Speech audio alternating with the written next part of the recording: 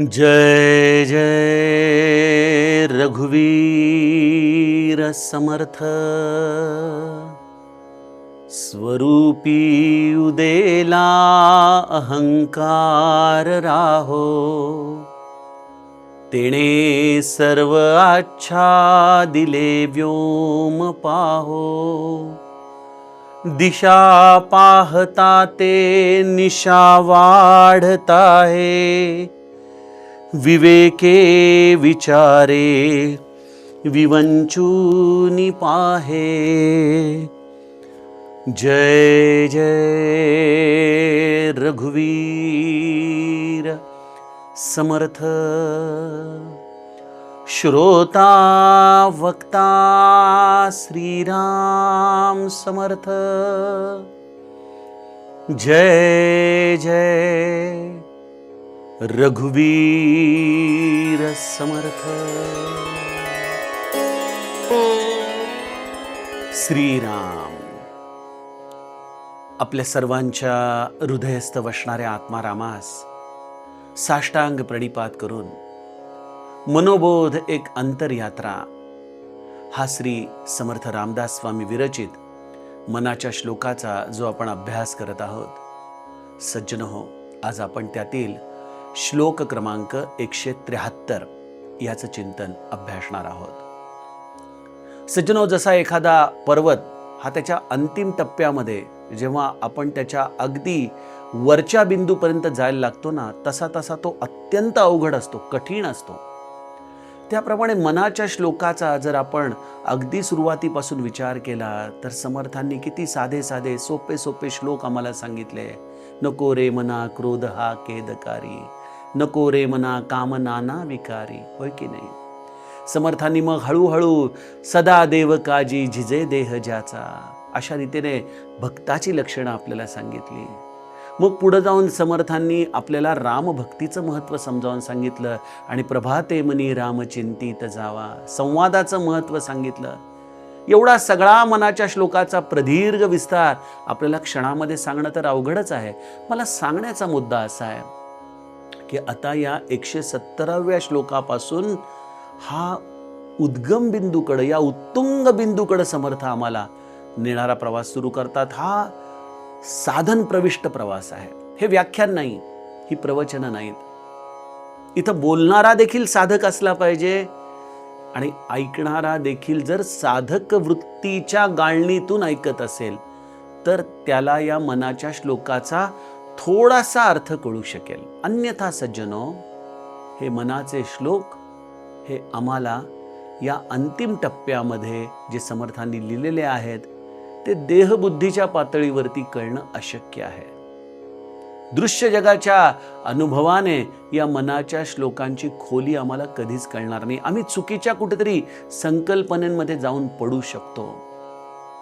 याचं नेमकं कारण काय आहे हे समर्थ आम्हाला आजच्या श्लोकामध्ये सांगणार आहेत। समर्थांनी आपल्याला गेल्या श्लोकामध्ये आपल्या विचारांची दिशा कशी असली पाहिजे हे सांगताना या दोन कल्पनारूपी असलेल्या मायेच्या अंगांचं अत्यंत विस्ताराने विवरण केलं। स्फुरे विषयी कल्पना ते अविद्या, स्फुरे ब्रह्म रे जाण माया सुविद्या, मुळी कल्पना दो रूपे तेची झाली, परी सर्व ही सस्वरूपी मिळाली। ही आपल्या अंतरंगामध्ये या कल्पनेची कल्पनातीत स्थिती समर्थ आम्हाला समजावून सांगत होते। पण हे आम्हाला का कळत नाही हा खरा प्रश्न आहे। बघा, मनुष्याची बुद्धी ही अत्यंत प्रगल्भ आहे। आता आपण सध्या ते इराण आणि अमेरिकेचं वॉर बघतोय। मी परवा सहज इंटरव्ह्यू ऐकत होतो। त्यांच्या इकडं एखादं मिसाईल सुपरसॉनिक म्हणजे आवाजाच्या वेगाने येत असतं, अशा या सुपरसॉनिक येणाऱ्या मिसाईलला इंटरसेप्टर्स असतात। म्हणजे तो किती वेगाने येतोय, किती अल्टिट्यूडनी येतोय, काय त्याची ट्रॅजेक्टरी आहे, हे सगळं ट्रॅक करून कम्प्युटराइज सिस्टम त्याला इंटरसेप्ट करण्यासाठी, म्हणजे त्याला अटकाव करण्यासाठी दुसरं त्याच्याहूनही वेगवान असं हायपरसॉनिक मिसाईल सोडतात, जे बरोबर त्याला जाऊन कुठल्या बिंदूवरती आदळेल हे देखील कम्प्युटर ठरवतो आणि बरोबर त्या ट्रॅजेक्टरीवरती जाऊन तो त्याला उडवतो, त्याची शक्ल करतो आणि त्यामुळे संभाव्य धोका टळतो। म्हणजे या सगळ्या गोष्टी ज्या काही क्षणांमध्ये घडणार असतात, यामध्ये देखील मनुष्य संशोधन करून करून करून काय प्रगल्भता, काय प्रकारची त्याच्याकडं स्किल्स, तज्ज्ञ अशी अवस्था प्राप्त करतो. खरोखर मंगळावरती जाणं काय, चंद्रावरती जाणं काय, किंवा ही क्षेपणास्त्र काय, किंवा जमिनीच्या खालचं एखादं संशोधन काय, वैद्यकीय क्षेत्रातली गुंतागुंत काय, किती प्रकारची अद्ययावत यंत्रणा या मनुष्याच्या प्रगल्भ बुद्धीमधून तयार होते. पण ही मनुष्याची बुद्धी नेमकी भगवत संशोधनामध्ये का कमी पडते? हा खरा प्रश्न आहे. And it is a very valid question, की जो मनुष्य एवढं सगळं संशोधन करू शकतो, तो या चराचरामध्ये व्यापून उरलेल्या भगवंताला का शोधू शकत नाही? खरोखर हा एक अगम्य प्रश्न आहे, अगम्य. समर्थ आम्हाला याचं उत्तर आजच्या श्लोकामध्ये देतात. समर्थ म्हणतात, स्वरूपी उदेला अहंकार राहो, तेने सर्व आच्छादिले व्योम पाहो, दिशा पाहता ते निशा वाढत आहे, विवेके विचारे विवंचुनी पाहे. श्लोकाचा अर्थ कळायला अतिशय अवघड आहे लोकांना, पण तरी देखील आपण गुरुकृपेने, समर्थ कृपेने त्याला सोपं करण्याचा प्रयत्न करूया. समर्थांनी इथं एक रूपक आपल्या समोर ठेवलेलं आहे, सूर्यग्रहणाचं. बघा, आपल्याकडं ग्रहण हे एक सगळ्यांनाच कुतूहलाचा विषय असतो. अशा या सूर्यग्रहणाच्या वेळेला काय होतं, चंद्र किंवा पृथ्वीची सावली या सूर्यावरती पडते आणि त्यामुळं आपल्याला तो सूर्य असूनही झाकोळल्यासारखा होतो की नाही? आणि तो सूर्य झाकोळला गेल्यामुळं जेव्हा ते खंडग्रास असतं तेव्हा निदान काहीतरी अंशात्मक तरी त्याचं दर्शन होतं. पण जेव्हा संपूर्ण खग्रास सूर्यग्रहण असतं तेव्हा एक काळा ठिपका बरोबर त्या सूर्यावरती आल्यामुळं संपूर्ण सूर्य झाकोळला जातो. अगदी माध्यान्हाच्या वेळेला जरी ते ग्रहण असलं तरी देखील अवस्था अशी होते की पशुपक्षी घाबरून जातात. त्यांना वाटतं एवढ्या लवकर संध्याकाळ कशी झाली. सगळेजण आपल्या घरट्यांकडे परतू लागतात. अनेक लोकांच्याकडं ग्रहणामध्ये वेगवेगळ्या प्रकारची अनुष्ठानं केली जातात. त्याच्यामागं अर्थातच संतांनी फार विचार करून आपल्याला या अनुष्ठानांचं महत्त्व सांगितलेलं आहे. त्यामुळे त्याचा आपण कधीच त्याग करू नये. समर्थांनी हे रूपक आत्मसाक्षात्कारासाठी दिलंय. काय समर्थांची दृष्टी आहे बघा.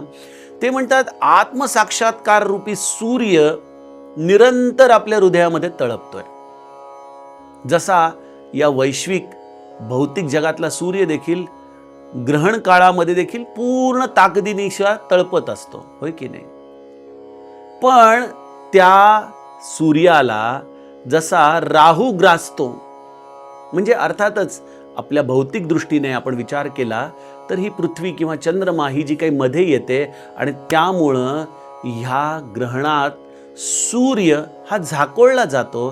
त्याप्रमाणे आत्मसाक्षात्काराच्या या सूर्याच्या मध्ये अहंकार रूपी हा राहू येतो. स्वरूपी उदेला अहंकार राहू. राहू म्हणजे राहू. हा अहंकार रूपी राहू आत्मज्ञान रूपी सूर्याला अशा रीतीने ग्रस्त करतो, बाधित करतो, खंडित करतो. आणि त्यामुळं काय होतं, तेने सर्व आच्छादिले व्योम पाहो. अशा या राहूने या आत्मज्ञान रूपी सूर्याला गिळंकृत केल्यामुळं संपूर्ण चिदाकाशात देहबुद्धीचं अज्ञान झाकाळून येतं. काय समर्थांचा प्रगल्भता आहे, काय विचार आहेत. तेने सर्व आच्छादिले व्योम म्हणजे आकाश, व्योम पाहो. आणि मग जेव्हा आपण सगळीकडे बघू, दिशा पाहता ते निशा वाढत आहे. सगळ्या दिशांना जरी आपण नजर टाकली अशा या ग्रहण काळामध्ये तरी सगळ्या दिशा अंधकारमय होतात. त्याप्रमाणे हा स्वरूपाला एकदा का या राहूरूपी अहंकाराने ग्रस्त केलं की मनुष्याला कुठंच आत्मज्ञानाचा मार्ग सापडत नाही. मग हा आत्मज्ञानाचा मार्ग कशाने शोधायचा? विवेके विचारे विवंचुनी पाहे. विवेकपूर्ण विचाराने, संतांना विचारून, त्यांनी दिलेल्या मार्गावरून जात जात या ग्रहण स्थितीमधून आपल्याला बाहेर पडावं लागतं. हा या श्लोकाचा सरळ अर्थ आहे. सज्जनो, बघा, आपलं हे भौतिक विज्ञान देखील काळानुरूप हळूहळू विकसित होत गेलेलं आहे. आपण जाणताच की सुरुवातीच्या काळामध्ये सूर्य पृथ्वीभोवती फिरतो अशी एक संकल्पना या भौतिकशास्त्रामध्ये होती.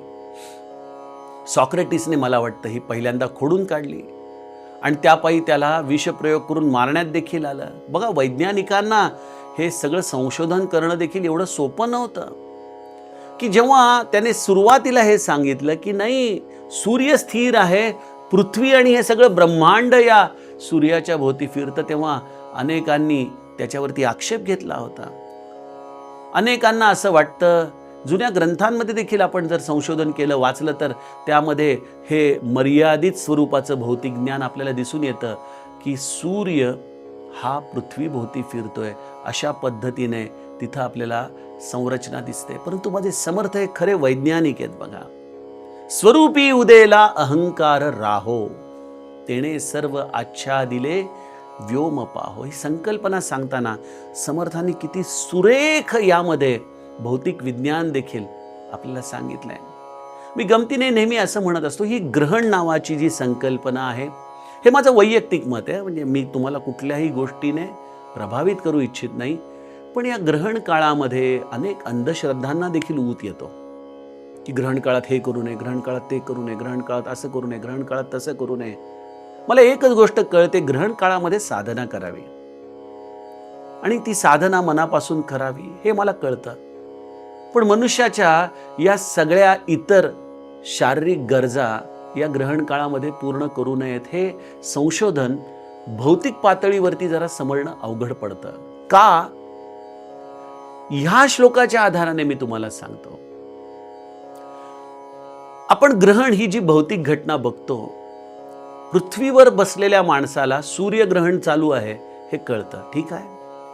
पण जर समजा चुकून माकून तुम्ही सूर्यावरती आहात, तर सूर्याला कळतंय का की आपल्याला ग्रहण लागलंय? सूर्याला ग्रहण लागले हे सूर्याला माहिती आहे का? नाही. एवढ्या मोठ्या अनंत विस्तारलेल्या सूर्याच्या मालिकेतला एक छोटा पृथ्वी नामक ग्रह, त्यावरती एक आम्ही छोटेसे जीव, त्यामध्ये हा चंद्रमा आला आणि त्या चंद्रमा आल्यामुळे सूर्य झाकोळला गेला आणि ह्याला आम्ही सूर्यग्रहण म्हणजे सूर्यावरती विक्षेप करतो की सूर्यग्रहण आहे. आणि मी तुम्हाला म्हटल्याप्रमाणे सूर्यग्रहण आहे म्हणता क्षणी साधना जी संतांनी सांगितली आहे की यामध्ये ग्रहण काळात केलेली साधना ही फळते, हे मला पटतं. कारण आमच्या आत्मस्वरूपाला देखील ग्रहण लागलेलं आहे. आत्मस्वरूप रूपी सूर्य निरंतर प्रकाशित आहे. आत्मस्वरूपाच्या दृष्टीने जर विचार केला तर कधीच जीव या संकल्पनेला स्थान नाही.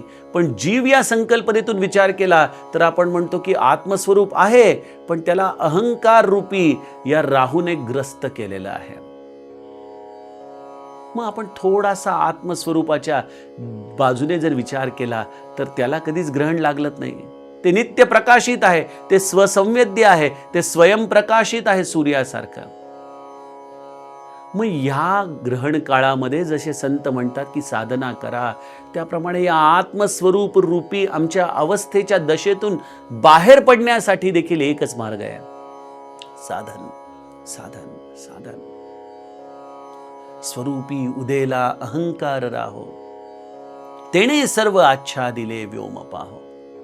या आत्मस्वरूपाचा आम्हाला विसर पडला, आम्हाला अंधकार जाणवू लागला. खरं तर हा सगळा भ्रम आहे. हे सगळं अज्ञान म्हणतो आहोत. हे सगळं या अहंकार रूपी राहूने या आत्मज्ञान रूपी सूर्यावर जे एक प्रकारे आक्षेप केलेला आहे, एक प्रकारे आक्रमण केलेलं आहे. मग ह्याला मार्ग काय आहे? या अहंकार रूपी राहूने या मार्गातून बाहेर व्हावं, बस.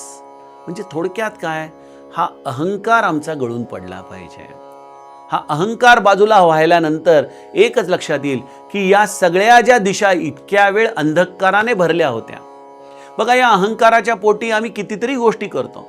समर्थ आम्हाला म्हणतात ना, बहुहिंडता सौख्य होणार नाही, श्रीणावे परी नातुडे हित काही.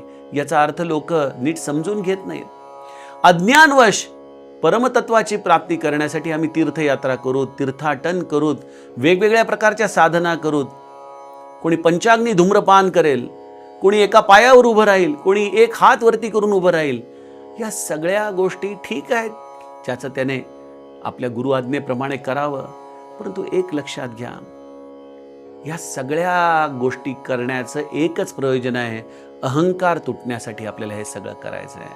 कारण ज्याला या अहंकार रूपी राहूला बाजूला करता येतं ना, त्याच्या सगळ्या दिशा या प्रकाशमान होतात. विचार करा, एखाद्या अंधकार रूपी रात्रीत तुम्ही किती दिवे लावाल की जेणेकरून या संपूर्ण ब्रह्मांडामध्ये प्रकाश होईल? शक्य आहे का? अजिबात शक्य नाही. तुम्ही कितीही दिवे लावा, कितीही अग्नी लावा, पण सूर्या इतका प्रकाश हा कधीच या दिव्यांमधून पडू शकत नाही. त्याप्रमाणे सज्जनो, साधना करून आम्ही या आत्मस्वरूपाला, अहंकाराला तसंच कुरवाळत जर प्राप्त करण्याचा प्रयत्न केला तर कधीच हा अज्ञानाचा अहंकार मिटणार नाही. दिशा पाहता ते निशा वाढत आहे. जितका प्रयत्न करू तितका या अहंकाराच्या पायी अंधकारच पदरात पडेल, निराशाच पदरात पडेल. गरज आहे या अहंकाराला सोडण्याची. मी देह आहे, मी जीव आहे, या भूमिकेला सोडण्याची. आणि त्यासाठी एक गोष्ट करा, विवेके विचारे विवंचूनी पाहे. विवेकाने, अत्यंत मनापासून विचार करत गुरुने दिलेल्या साधनेच्या आधाराने आपण या राहूला, या आत्मज्ञानाच्या वाटेमधून बाहेर काढावा. या अहंकार रूपी राहूला. हा अहंकार कसा सोडावा बरं? काय करावं? आम्ही आमच्या उपासनेमध्ये म्हणतो ना, अहंकार शत्रू मोठा, सर्वांना जाचतो सुखाशेने. हा अहंकार सगळ्यांना छळतो. कोणाला सोडतोय का अहंकार? कोणीही मनुष्य असो, अगदी ब्रह्मचारी असो, वैराग्यशील असो, पण जर अहंकार संपला नसेल तर या अहंकाराच्या पायी मनुष्य हा कधीच या आत्मस्वरूपाची प्राप्ती करून घेऊ शकत नाही. या आत्मस्वरूपापर्यंत जाण्यासाठी, या अहंकार रूपी राहूला सोडण्यासाठी समर्थ म्हणतात, विवेके विचारे विवंचूनी पाहे. विवेक करावा. विवेक कसा करावा? मी माझ्या अंतरंगामध्ये जो मला सद्गुरूंनी दिलेला बोध आहे त्याला स्मरून आपल्याला सांगतो. पहिली गोष्ट, आज या अहंकाराचं स्वरूप आपण नीट ओळखावं. काय आहे? मी कोणीतरी आहे, हा अहंकाराचं स्वरूप आहे. मी कोणीतरी आहे यामध्ये आपण आपल्या स्वतःचा विचार करावा. आपल्याला आपल्या रूपाचा अभिमान असू शकतो, आपल्याला आपल्या पैशाचा, आपल्या विद्वत्तेचा, आपल्या कुठल्या तरी गुणाचा, हा कशा ना कशाचा तरी अहंकार आहे. मी कोणीतरी आहे या भूमिकेशी आम्ही तादात्म्य झालेलो आहे. मग साधना करताना गुरुकृपेने आपण ह्या विचारांना विवेके विचारे विवंचूनी पाहे. मग या विचारांना बदलावं आणि मी कोणाचा तरी आहे या विचारामध्ये प्रविष्ट व्हावं. हे कोणाचं आहे? हा पैसा कोणाचा आहे? श्री महाराजांचा आहे. हा प्रपंच कोणाचा आहे? श्री महाराजांचा आहे. हे रूप, हे गुण, हे सगळं रामरायाचं आहे. हे सगळं देणं आहे त्याचं. मी केवळ एक निमित्त आहे. हे आहे विवेकाने आपल्या अहंकाराला प्रविष्ट करणं. मी कोणीतरी आहे इथपासून मी कोणाचा तरी आहे. आणि या सगळ्याचा अंतिम टप्पा येतो की मी कोणीच नाही, तोच आहे, तोच आहे, तोच आहे. ही आहे शरणागती. हे आहे त्या राहूने आपल्या मार्गातून दूर होणं, या अहंकाराने आपल्याला सोडणं.